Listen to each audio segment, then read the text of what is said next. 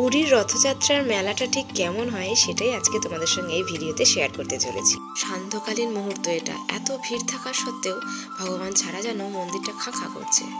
মন্দির চত্বরটা ঘুরেই আমরা এগিয়ে গেলাম গুন্ডিচা মন্দিরের দিকে। আর এই পুরো রাস্তাটা জুড়েই বিভিন্ন রকমের এরকম ধরনের স্টেজ করা হয়েছে, যেখানে কিছু নাচ গান করা হচ্ছে, বিভিন্ন রকম স্টল বসেছে। আর এই রাস্তার মাঝখানে এরকম ধরনের খেলনার দোকান। মেয়েগুলো সব বাচ্চা যারা আছে তারা এই দোকানগুলোতে ভীষণ রকমভাবে ভিড় করছে।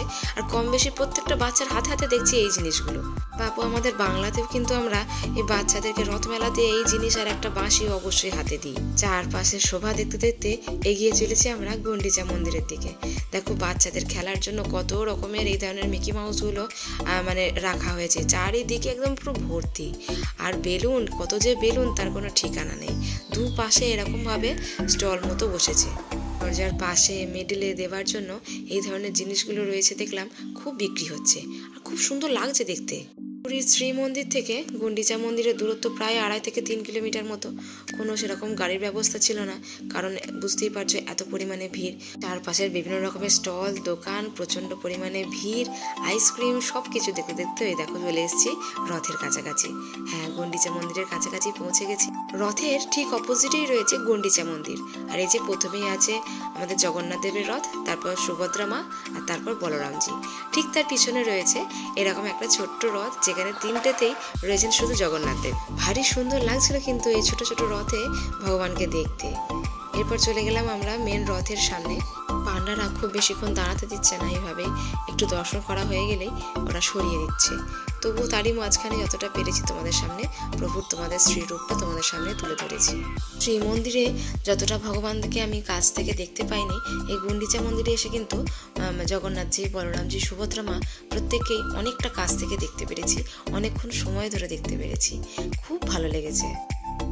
ওই দিনকে তো বলরামজি আর সুভদ্রা মায়ের আমি রথটা ধরতে পারিনি, রথের দড়ি আর কি, এত প্রচণ্ড ভিড় ছিল। কিন্তু জগন্নাথ দেবের রথ যখন পরদিন টানা হয় আমি 3-4 বার করে ধরেওছি আর টেনেওছিলাম রথের দড়িটা। তো গুন্ডিচা মন্দিরের এখানে এসে সবাই দেখছি ওই রথের দড়ি একটু করে সবাই ছিঁড়ে নিয়েও যাচ্ছে, একটু মাথায় ঠেকাচ্ছে, একটু প্রণাম করছে। তো আমরাও সেটাই করলাম। 3টে রথেতেই কম বেশি 20 থেকে 25টা করে প্রত্যেকটা রথে পান্ডা রয়েছে। তারা বিভিন্ন রকম ভগবানের কাজ করছেন, তাদের জন্য একটুখানি সকলের দর্শনের একটু অসুবিধাই হচ্ছিল বটে। রাত পোহালেই আমাদের ট্রেন, তাই ভগবানকে মনের মতো করে দর্শন করে নিলাম। এবারের মতো তো আর আসতে পারবো না, আবার যখন আসবো তখন আবার শ্রী মন্দিরে দর্শন পাবো। তো খুব ভালো করে আমরা দর্শন করে নিয়েছিলাম।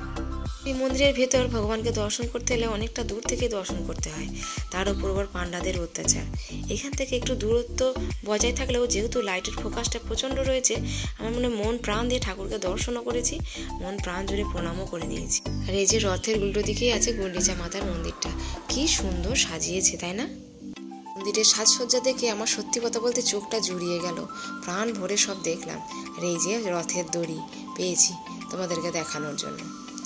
বলরাম, জগন্নাথ, সুভদ্রা সকলকে মন প্রাণ জুড়ে দেখে নিচ্ছি রথের মধ্যে।